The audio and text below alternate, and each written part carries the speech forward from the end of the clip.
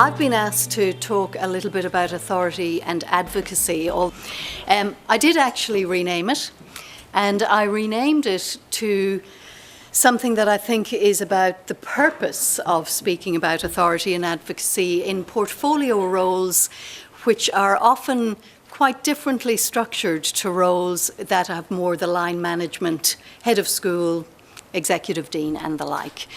So for me, it's about making meaningful and sustainable improvements in graduate research that will persist in the university after I am out of this role or have left it.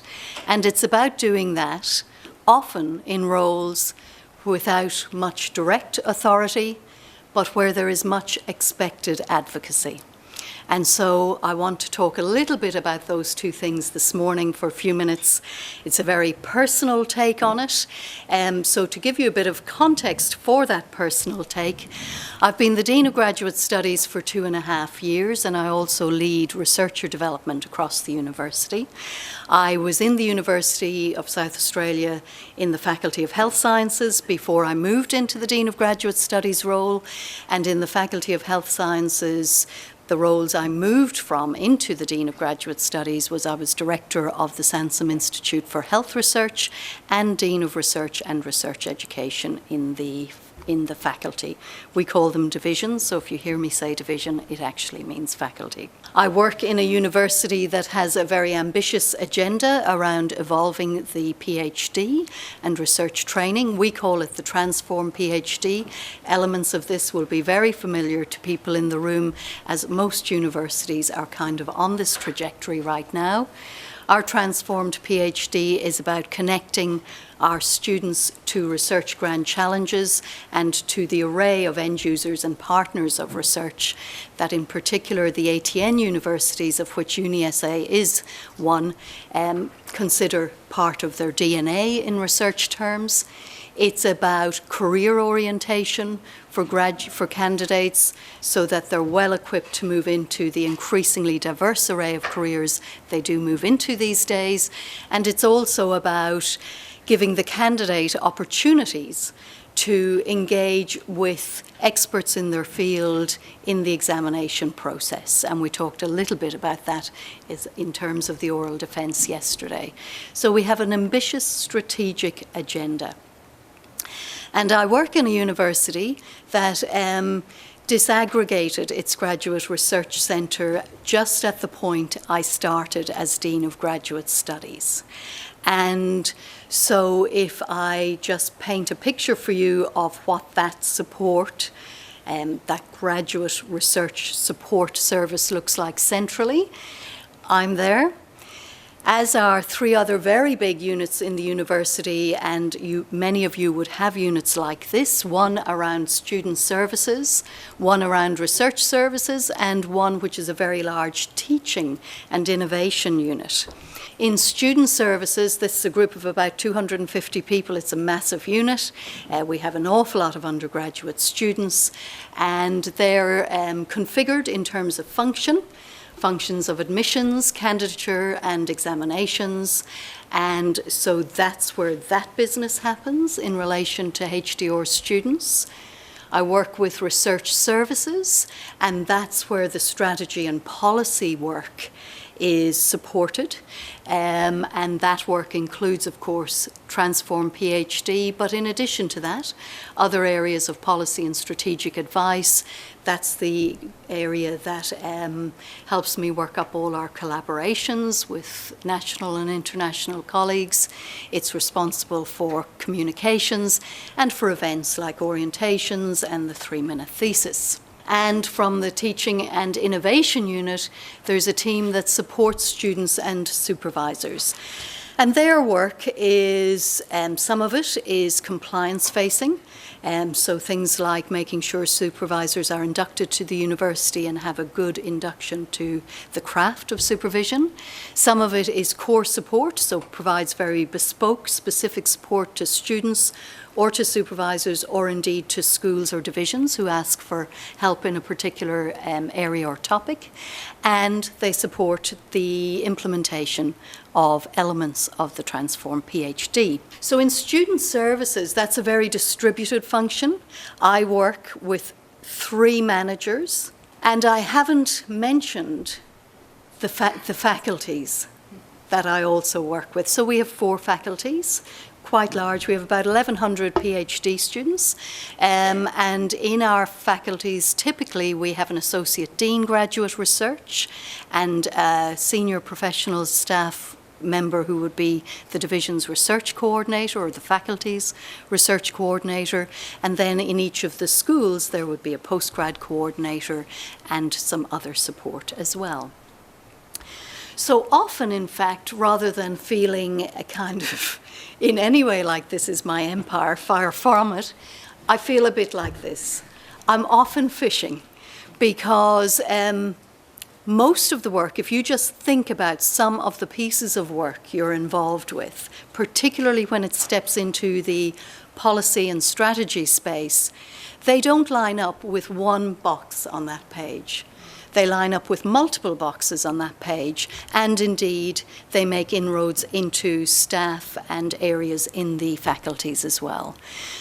So actually a lot of the time I need to think about who and what and how to bring that together and how to steer it. And that ranges from quite small pieces of work to very big pieces of work.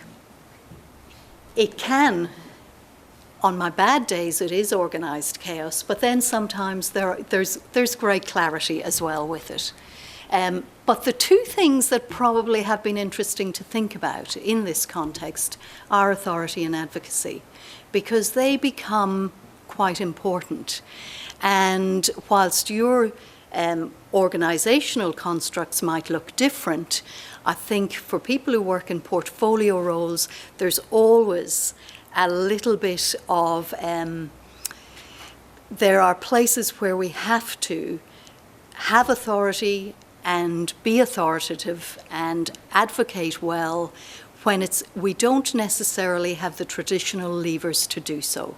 We don't line manage people, we may not have budgets to do so. And that's certainly my context, so I'm probably at one end of that kind of continuum. So authority and advocacy, I wanted to say a little bit about that from my own personal perspective. I love this cartoon. So for me, it's quite hard to take the position of being authoritative by stating it, because I don't have the traditional levers to help me be authoritative in the way we're normally used to thinking about it. So we do know that there are different forms of authority, and Max Weber gave us sort of the 3 that kind of persist to this day.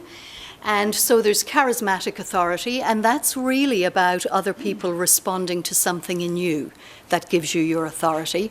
And they are responding to something in you that makes them trust you and have faith in you. There's traditional authority, which tracks more, can often track with a dominant personality, but always tracks with kind of having an established order of kind of positional hierarchy. And then there's legal rational authority, which is that authority which draws its authoritativeness or power from being grounded in the rules, the regulations, the policy, and the process. Now, in an academic sense, the way I would characterize those is that charismatic authority is really something that draws around your ability to be influential, persuasive, negotiate well. So it's about qualities that you have that give people faith in you. Traditional would be what we would call positional authority. I think you have authority by virtue of your role and position. And legal rational is that, we hear people described as being overly bureaucratic and just resorting to kind of that world of bureaucracy. And it's always negative, invariably critical. But as we heard yesterday, sometimes there are very good reasons to exercise some bureaucratic authority, because it can be quite empowering in situations.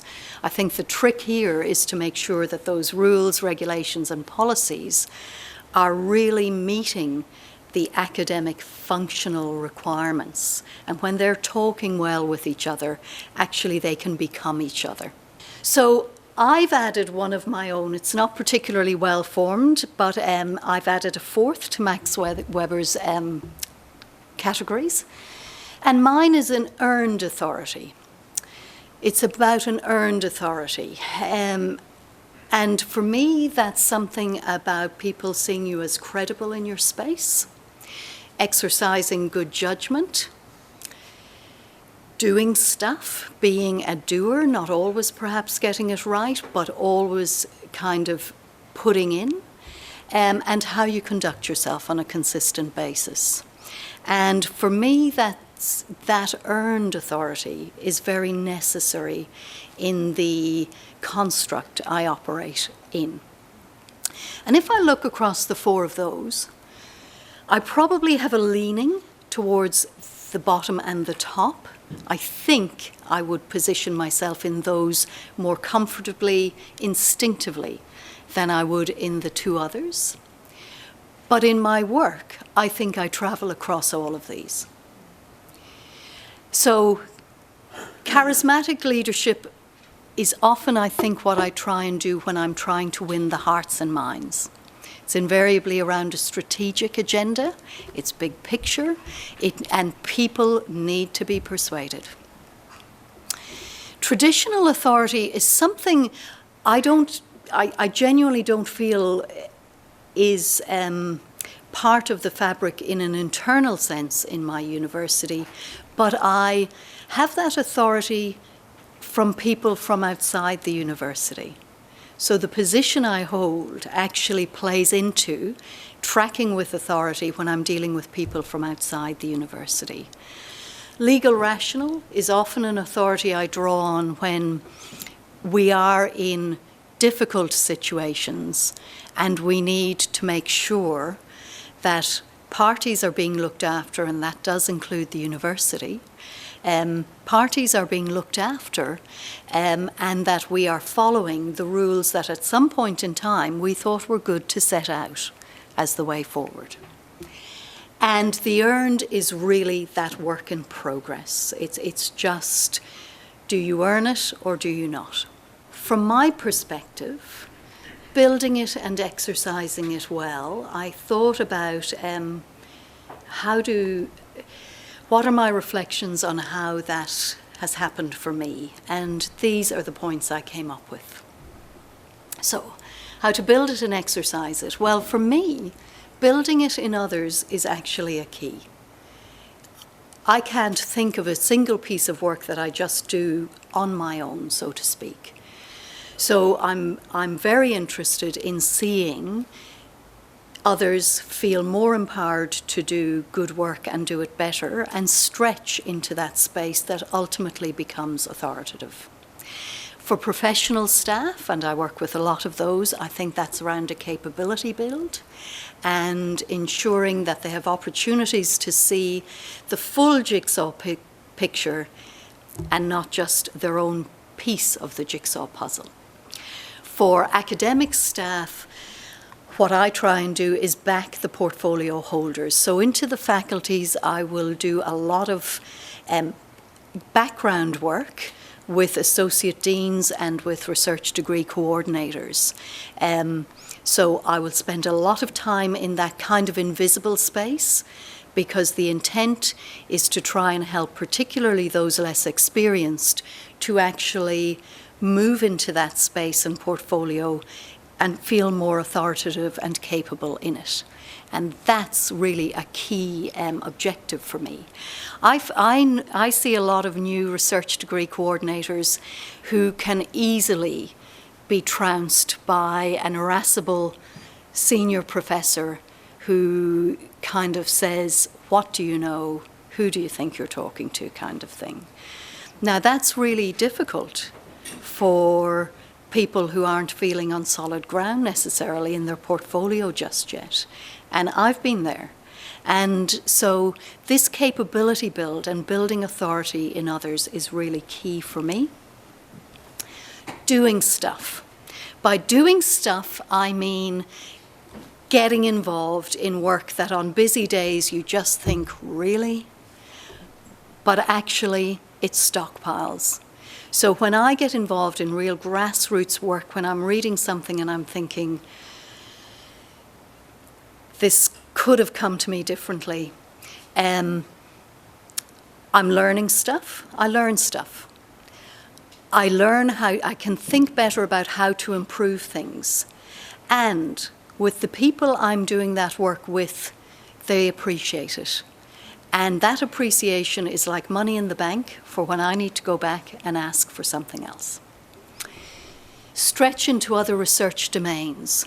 So this is also about doing stuff, but in a very specific way. So there are a lot of things I'm asked to do that, strictly speaking, fall outside the portfolio. They're research linked, but they're not portfolio linked.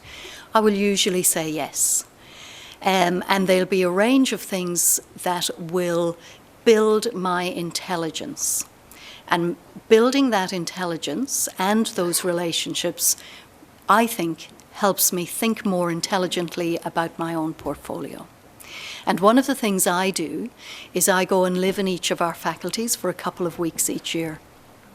There are a few things I do, or I ask to be set up while I'm there, but the rest of it is for them to set up. And I just wander around. There are some set pieces. There's some time when I can just meet people and talk with people and find out things. So that's about doing that stuff.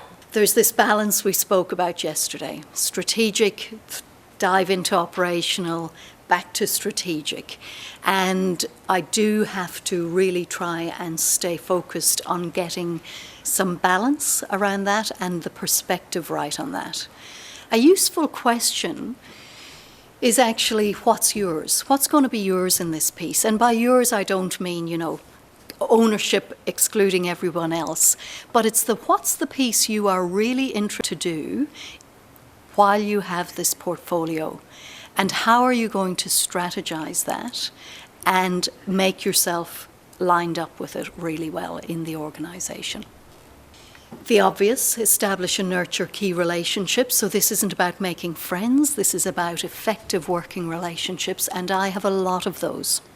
And of course, we often think about the internal relationships, but there are many external ones as well.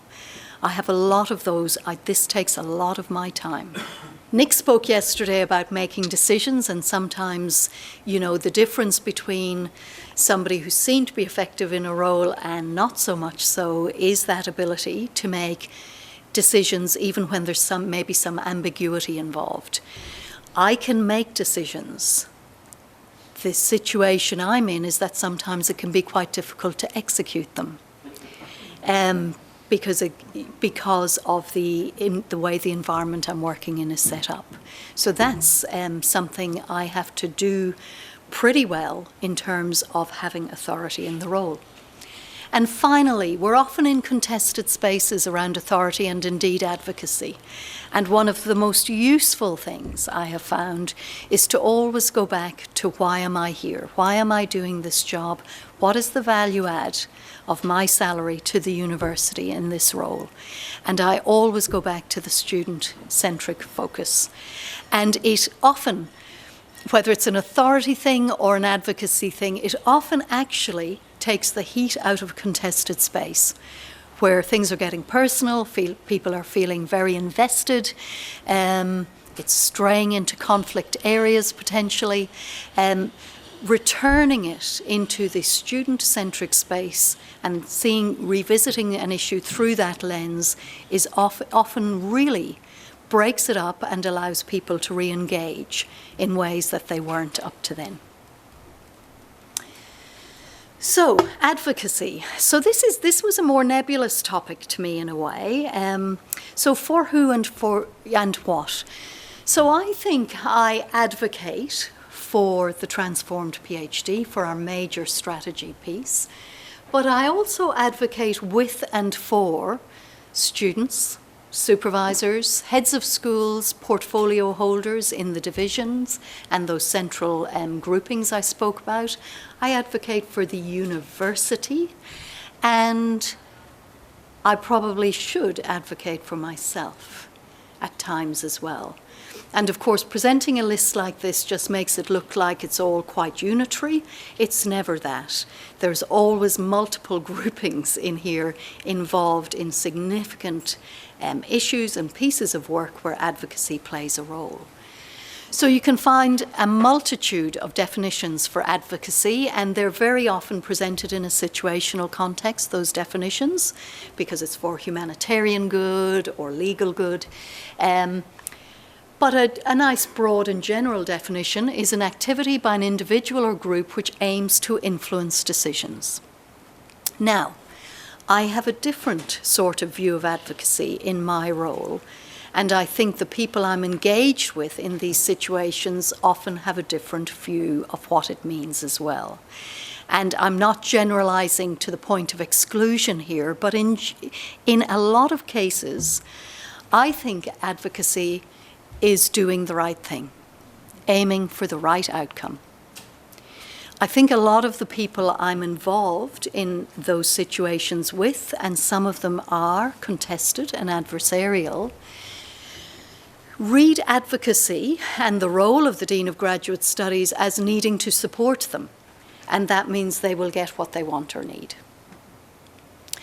And that's actually, those aren't always reconcilable, I think, in the work, in this portfolio. So the things I do to try and steer through this dichotomy, noting that I'm always aiming for the top thing, are the following. I do always try and understand others' perspectives, and linked closely with that, I gather evidence and information, and I'm quite analytical, so I will come with data, if possible. So I had very good advice once from somebody who I thought wasn't acting quickly enough on what I would have called a time-sensitive issue. And he said to me, Pat, I don't have all the information I need to act or to make a decision here, or even to decide what to advise. And you get the information.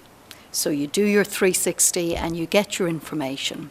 So those two things, I think, together become quite powerful when you're holding a portfolio and you're needing to guide, steer, decide on a particular situation. I often play the devil's advocate. So I will often go in a way people around the table or people at the talk won't actually anticipate, because I'm actually interested in testing the robustness of the position that's evolving.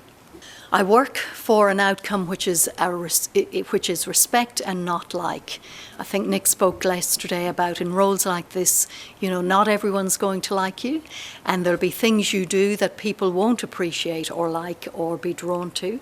But I think that's not what you aim for. You aim for work that is sound and that is conducted in a respectful way, so that people leave the room with a sense of having had the respect without necessarily the like having to play into it. One of my challenges is to manage expectations. And we're probably all in a position where we sort of advocate largely for a portfolio and groupings that are centrally involved in that portfolio, like the students and supervisors, but we're all answering to somebody who has that and a range of other things to be progressing. So for me, managing the expectations of those respective parties is quite an important thing to pay attention to. And I've put time in there because that's often one of the variables. As you become more senior, it has been my experience that you make fewer work friends in different roles. And I think there's a reason for that. And for me, the reason is as you become more senior and you travel on that path, you are in roles where one of the parts of your job is to not put the university at risk. So, when I worked in a department and a school, I think I understood risk, and I understood risk within the domains of my own research and teaching and portfolios I held at those levels. But I wasn't as kind of aware of what might constitute risk to the university as I tend to be now. And what that means actually is that sometimes I have to go against my instinct a little bit. I would have an instinct to deal with a situation in a given way, and I just have to test that, and it's being tested against risk. That also means that sometimes I'm just not at liberty to disclose stuff. I have privileged information. And when I'm meeting with faculty-based people, and you're not at liberty to disclose stuff, that can create a little bit of awkwardness. And it can also create situations where you're blamed for things. But you're still not at liberty to disclose that information. And the last point is, again, the circuit breaker often for me mentally and in situations is to kind of just step back from this sort of tightness of it and just think back to the students, back to those candidates who are doing something very special and is still unique in our universities. What are we doing here in this situation that is really going to add to their experience? And that's where I'll leave it. Thank you very much.